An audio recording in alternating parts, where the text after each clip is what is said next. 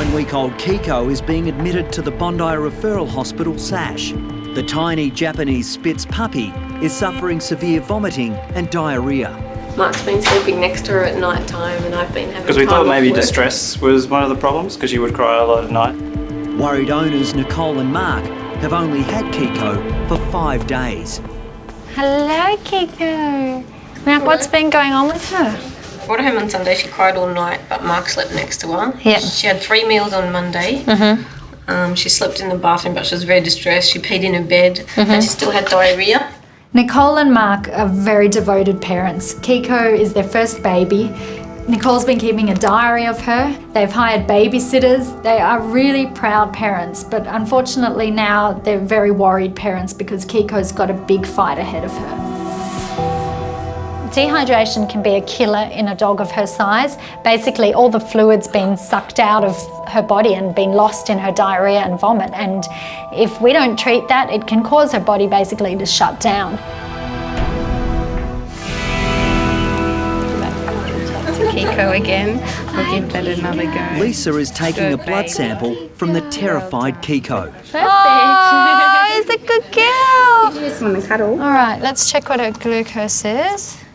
She's hoping it will confirm her suspicion the puppy is suffering an extreme case of gastroenteritis. Oh, that's low. She's got a blood glucose of 1.4. With the blood sugar that low at the moment, that would cause signs of exactly what she's doing now, so really flat, lethargic. If it drops lower, if it drops below 1, she's going to be at risk of seizures. Lisa's now administering glucose into Kiko's IV drip, but she must go very slowly. Puppies are such fragile little things. I mean, we are so much bigger than them. She's 1.4 kilos, so we've got to be so careful with the amount of drugs we give her, the amount of fluids we give her. Everything has to be exact because there is so little room for error with these guys. This has suddenly got much more serious for little Kiko. Initially, I thought it was just a fairly non-specific gastroenteritis, and now she's got actually one of the horrible complications of gastro, which is low protein. Lisa's hoping a plasma transfusion will stop the puppy's fragile system from shutting down. Plasma is the clear part of the blood with the red cells taken out, and it's got lots of protein in it, and we give it to her through her IV catheter as a drip, and hopefully that will increase the levels. Because Kiko is so small, she only needs 14 mils of plasma. Most dogs will need a whole bag of it, and I have to just give her such a tiny amount because she's so little. There you go. Got your plasma. We've got so much tubing going on here. Basically, she's getting her fluids with her glucose and she's having a plasma transfusion. We're not going to really know much until a few hours' time, and I'm really hoping that what we're doing makes a difference.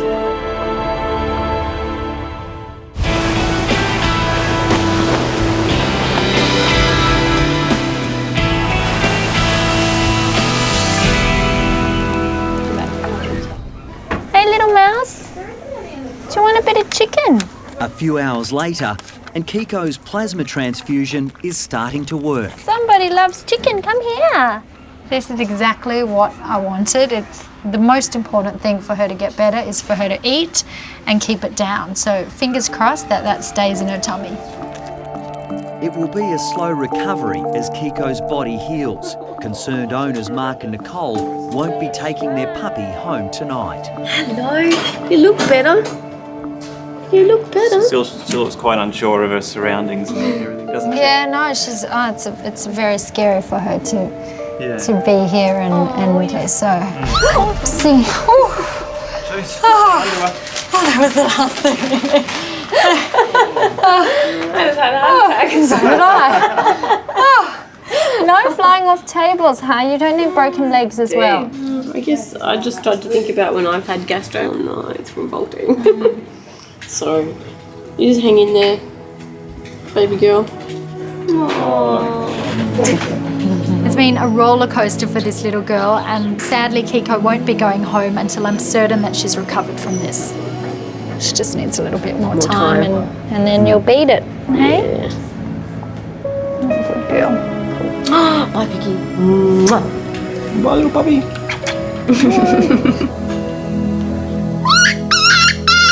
With Mark and Nicole gone, an anti-nausea injection is all too much for the dejected puppy. I'm sorry. I'm so sorry. Oh my goodness. Oh, you're really gonna hate me.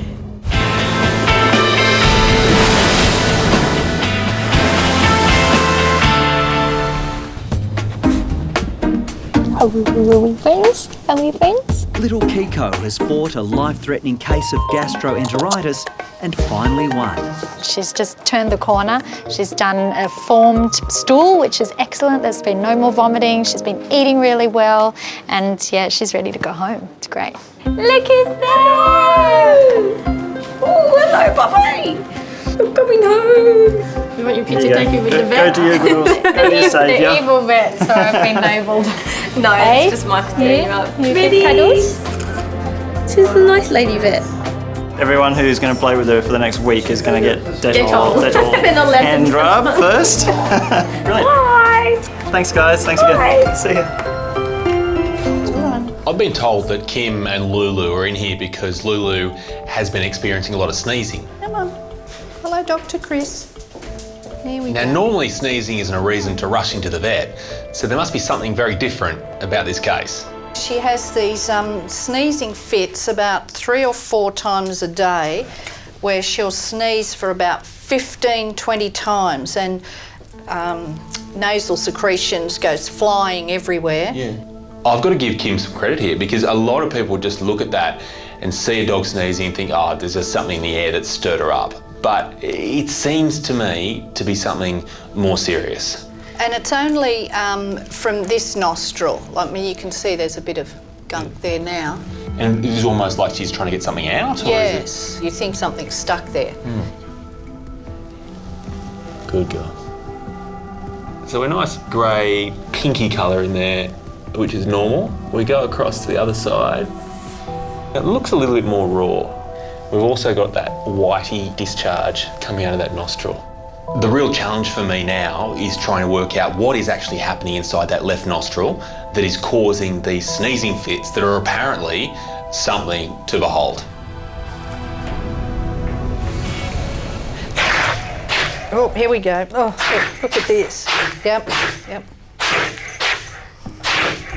At Bondi, Look at my Chris is dress. trying to find out why Labradoodle Lulu is having massive sneezing fits. Wow. Yeah. That was extraordinary. That isn't just a normal sneeze, that is a full-on experience. The one upside is it's given us a sample. It's given us a lot of samples. What I might do is actually It's all right, darling. It's all get right. a bit of that It's all right now. and put that under the microscope and see what we can find. Okay.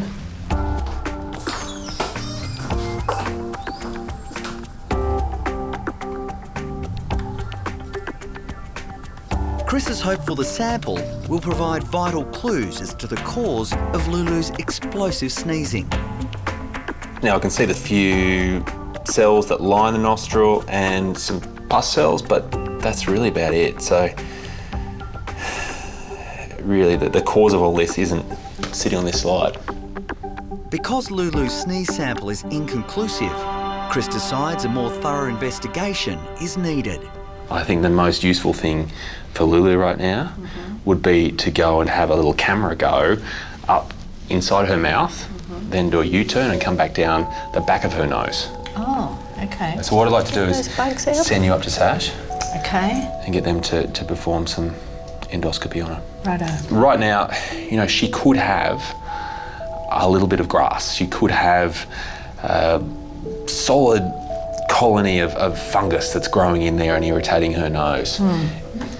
Or the other possibility, which, you know, I have to mention, is something that isn't so nice, which is something like a tumour.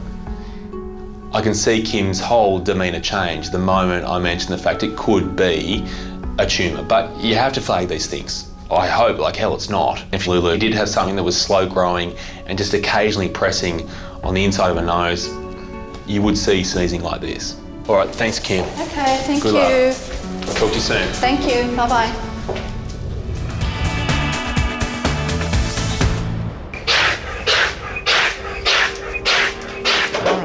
At the Bondi Referral Hospital SASH, Labradoodle Lulu is making a dramatic entrance.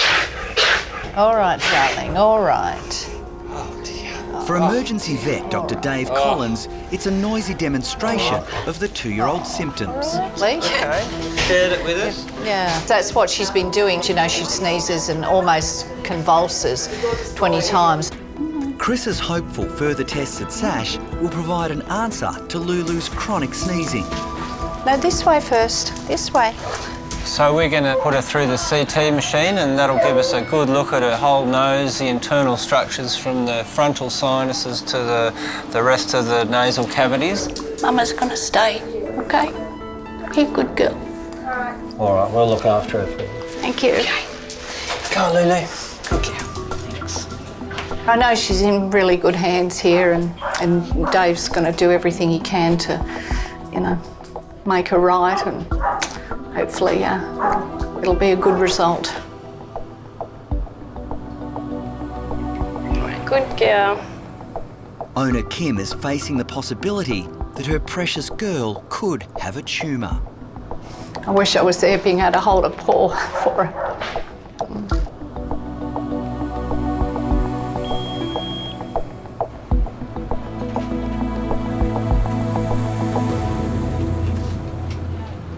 The right-hand side is full of air, which is normal, but this left is completely abnormal and must be giving her a hell of a headache. I'm a bit worried there's a bit of tissue build-up in the back of those sinuses, so we probably need to have a look up there to see if there's a tumour.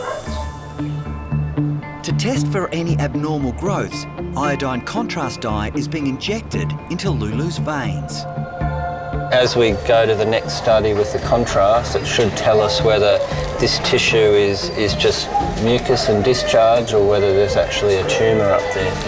It's a really abnormal nose. We'll just give some contrast now and I'll set up the next one.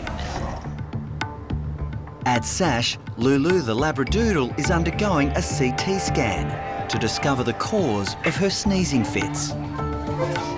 The nose is really angry there and the mucosa is really inflamed. Owner Kim is terrified that Lulu's sneezing could be due to a tumour. Bit nervous and anxious. Yeah, I hope they'll be able to sort it out today. There's a lot of discharge. Must be giving her a hell of a headache. All right, we've found that the fine bony structure of the nose is in really good shape, and if there was a tumour or even a really nasty fungus, they'd be destroyed. So I'm really pleased that cancer's pretty much off the list. But it's not good news just yet. Dave's now going to insert a small camera into Lulu's nose to search for more clues. Let's have a look. We'll get that in the back. So the endoscope enables us to have a look behind the back of the soft palate. We're just looking for any kind of foreign body or infection or fungal problems. Nothing up there that shouldn't be up there. With still no firm answers, Dave now needs to take a tissue sample. Grab. Good little sample, Linda. Once we get the biopsy results, we should know exactly the best way to treat her and stop that snot and those sneezing fits, which must be just horrible for her. Hi, Kim, how are you? Hi. Good news, everything looks pretty good, so I don't think there's a tumour in there. Oh, thank you. There's a lot of snot in there, so Lulu's going to have a bit of a headache. All right, Lulu, it's time to go home, darling. How's your nose feeling? Is it all right? Good girl, let's go home. Want to go see Mum? Come on. Where's your mum? Lulu! Hello, darling. Hello. Hello, baby girl. It's a happy reunion, but the cause of Lulu's sneezing still isn't clear. So now an anxious Kim will have to wait for the biopsy results. Okay, darling, let's go home. to walk into Sneeze Central. Chris is making an important home visit to see sneezing Labradoodle Lulu. Hello. Hello. How are you? Oh, I've been waiting to see you. Good to see you, and good to see you, Lulu. It's hard to forget what happened last time I saw Lulu. Look at my dress.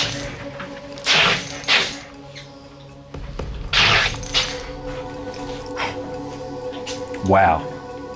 Yeah. I think that local dry cleaners got years of business out of that one episode, but on a serious side, it really showed just how much this was affecting her. How's Lulu? Look, not much better, although, you know, she looks fine today. But she still has the occasional sneezing fit. Today, Chris is delivering the SASH biopsy results and hopefully a solution for Lulu. Do you want the full works burger of a veterinary term? Yep, sure do. Lymphocytic plasmacytic rhinitis. Thought that's what it was. Yeah, I knew you had money on that. Yeah. No, essentially what it is her nose is becoming irritated, and instead of just handling that in the normal way, her body is freaking out and sending in all these cells into her nose, which is making her nose irritated, even more inflamed. And so instead of just a simple sneeze when it becomes irritated, she has those full sneezing fits. Oh, okay. Lulu can now start on medication to control her sneezing fits. Open, Lulu. Good girl. How about that? I'm feeling very relieved that it's, you know, it's nothing more serious and it can be treated with these two types of medication. All right, so we'll talk soon, Okay. and hopefully it'll be the last of the sneezing. Yeah. Yes. It'll take a couple of weeks for these medications to truly work their magic, but hopefully the next time I see Lulu, it'll all be quiet on the sneezing front. Really? Over there. Over you go. Yeah. Get it. Get it. Get it.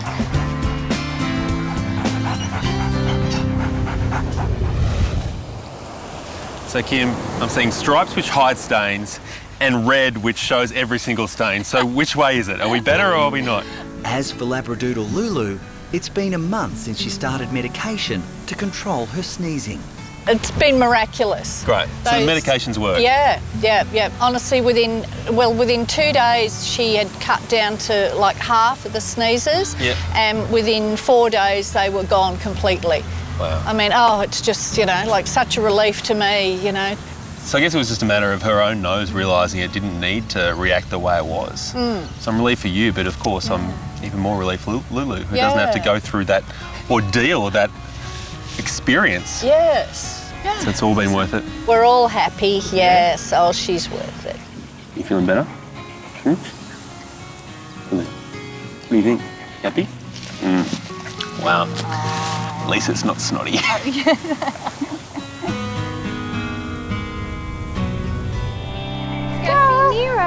Yeah, see how he's doing. In Sydney, Alison's twin sister Audrey is also making a house call to check on an unwell cat. Off to see our little man. I'm now excited to see you. Audrey and vet nurse Bree are in for a treat today. 17-year-old Nero, a talking cat who lives with his devoted owner Simone. Nero. Hey. I told you it's your day. I know. I'm an animal communicator. I do animal communication for clients. I also teach it for beginners, and all the students have fallen in love with him, and he tells them, I go, don't tell them our secrets. And sometimes he does, and they love it. It's what have I always said? We welcome people into our home, don't we? Thank you. Thank you. Nero chats to me all the time, tells me what's going on in his world. I tell him how my day's been. I've got to go out. Where's my food? Come and feed me. Some people think I'm strange until they know that I do animal communication. They go, oh, that's what it is. But they'll, a little bit crazy. Hi, Simone. Hi, Audrey. Hi, Bree. Nero's waiting for you too. Is he? Yeah. Audrey has regularly been monitoring Nero, keeping check on his kidney disease and high blood pressure. So how's he going with his arthritis? He's going okay. He still has trouble walking a little bit, getting up and down. His arthritis really affects his personality. If we can't manage it, he's like a different cat. He's depressed, he's sad, he doesn't want to interact. Okay, shall we get you on the table? Okay, I'll put him on there. Yeah, for you. wonderful. Let's get started. So Nero is an interesting patient. He's one of my older patients with a lot going on. Like, what isn't going on with him? He's got a heart murmur, he's got kidney disease, he's got high blood pressure, and a really sore back. So I presume you've told him what I'm going to do to him today? I have. So I'm going to take some blood from his jugular and we're going to send that off to the lab. So we're just checking his kidney parameters. So I will compare that with last time and just see where that's sitting. And then also the blood pressure, which he doesn't like too much, but it's not painful. Just want to get a reading and hopefully that's back down to normal levels as well. Whatever. Is he saying whatever to me? Whatever. It's kind of like you're getting the paw. I'm getting the paw. Mum is seeing a paw right now. So I'm going to take some blood from his jugular and we're going to send that off to the lab. So we're just checking his kidney parameters. Some cats will sometimes twitch when I feel around here, and that can be because of the arthritis. And we'll see what we can do about that. How's that sound? When he's feeling better, Nero is constantly talking to devoted owner Simone. I am on call 24/7. It's like having my mobile number on as his hotline. Doesn't even matter. It doesn't matter if I'm on a call. He can break that call, stop it, and make me talk to him. Get started. He's not very chatty today, but it turns out Nero's got quite a soft spot for Audrey. Audrey's energy is really approachable, but not only is her energy approachable, Audrey's energy is grounded. And she holds the space for him, so that entices his trust. If you can get his trust, he'll nearly let you do anything to him. It's all right. Let's get your little blood pressure cuff ready. Lately, Nero's blood pressure has been on the high side, which could lead to organ damage if not kept under control. So we've taken the blood from Nero and we've taken his blood pressure, and I'm really happy because his blood pressure's back down to normal. Sitting at 120. Is that good? 120 is pretty good. Thank God. So he was up to the 200s, which is pretty dangerous. Yeah, I know. So worried. Yeah, that high blood pressure can cause a lot of damage to the kidney itself, but also to every other organ that the blood runs through. Yeah. So that's one tick. The next thing is going to look at his arthritis. Shall we have a look at him walking? There you go. Well, yeah, he does look really sore, just the way he's moving those back legs. Okay. Yeah. Yep. So arthritis is pretty painful for a cat because if it happens in that lower spine joint, it really makes it immobile. It's crunchy, they lose their cartilage and their lubrication, so it's really sore every time he moves to walk, to groom himself. I'm keen to make him more comfortable. We have to bear in mind that he has got a few other things going on, the kidney, the heart, the blood pressure. So I'm thinking of a supplement that you can add into his food, and it's going to provide him some comfort. It's actually made out of green-lipped mussels, and it's got all those omega-3s, which are good for inflammation and pain. It's got chondroitin in it, which is really good for cartilage health. So all of those things will help, and it won't affect his other problems. Fantastic. So I've got some osteo support, which I love. Comes in a capsule, but it's got a powder inside. With the capsule, we're gonna break it open and actually sprinkle it on top of his favorite meal. So in Nero's case, that's chicken. Oh my God, if he eats that, I'm gonna be over the moon. Oh my God. So that's really great. That's exactly what we wanted. He loves it, just once a day into his food, and I think you're gonna see a huge improvement. Fantastic. So I'm hoping that in 4 weeks' time, Nero will start to feel a lot more comfortable. He continues to eat the supplement, which is good for him, and we get all his other problems under control. All right, see you. See you next time. Bye. You gonna wave, good guy? Bye. See you later, Audrey. See you later, Bree. Bye. At the Bondi Referral Hospital SASH, Deb and her daughter Meg have brought in their 5-month-old kitten. Oh, Lily, it's all right. Lily Pilly. The family adopted Lily only 5 weeks ago, and 12-year-old Meg is already in love. This much. I love her a lot. But now her new best friend is in real trouble.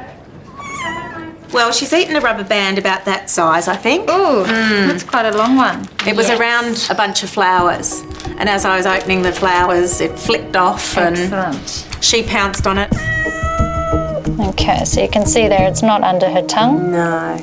The problem with leaving it in, if it's as long as that, and she's chewed it can cause the intestines to sort of all bunch on top of each other, and it can be a really nasty obstruction that can be life-threatening. To avoid invasive surgery, Lisa will first attempt to make Lily vomit up the rubber band. But for cats, this can be a tricky procedure.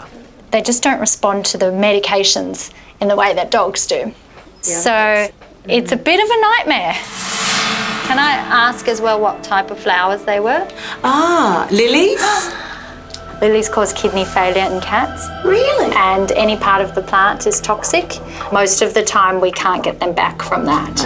Okay, so it's actually better for her that she's eaten the rubber band rather than gone and had a nibble on the lilies. Okay. Good luck. Take care, good luck, absolutely. Throw up well. I had no idea that it was this serious. I just thought, oh yeah, they'll just give her a tablet and out it comes and off we go. Hey, little mouse. Had no idea that it would be like this. Yeah.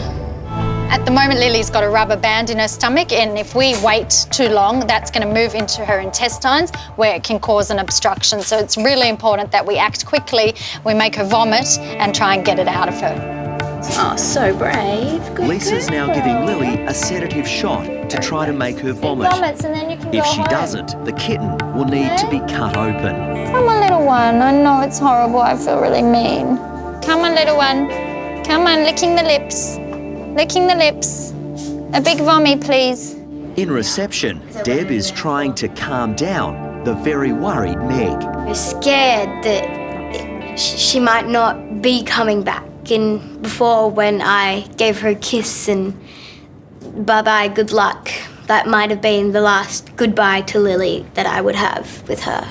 Hopefully it's not going to be that grim. No, let's hope not. Hopefully they know what they're doing in there. Yeah, I reckon they will. We don't want you to have surgery. You're only a baby. An hour later and still no action. The question now is whether the kitten is going to listen to Lisa or cause herself a whole lot of pain. It's the easy way out. You've got to feel worse before you can feel better. Hey? You're a naughty little thing. It wasn't a lizard. Hey, darling? Come on. A big vommy, please. A big vommy. Finally, A big one. some encouraging signs. Come on, good girl. Good girl. That's a girl. Oh, I'm sorry, my sweet. Oh, and there's a rubber band. Yes, there is. Woohoo! Success. Success! Yeah. Well done. But seriously, that is a long That's a big rubber piece of band. rubber in a cat of this size. That could have been really bad. She's a one-hit wonder. Oh, hello, Lily. Now Lily just needs rest and love from her family. As for little Meg, she can stop worrying. Hello. Feeling better now? She's so happy. Big relief. Yeah. I must say I've never seen anything quite like this. It's, wow, that's unbelievable. When did this all come about? Probably a week ago. Okay, and what happened? She just started to get a little bit of white knocking the corner of Oh, one she's eye. looking at me so startled. I know, it's a Pretty bit of a bizarre. shock, isn't it? I've seen animals that have inflammation in other parts of their muscles, but I've never seen it affecting the muscles around the eyes. I know if it was one eye affected, then I wouldn't be as shocked, but the fact that both eyes are like that, I mean, she looks like a Google-eyed fish. She does. Yeah, she does. She doesn't seem to be in any pain. She seems like she can see. I really need to get an ophthalmologist to have a look at this one. Off you go. You're all right. Come on, sweetie. Look, I see another doctor.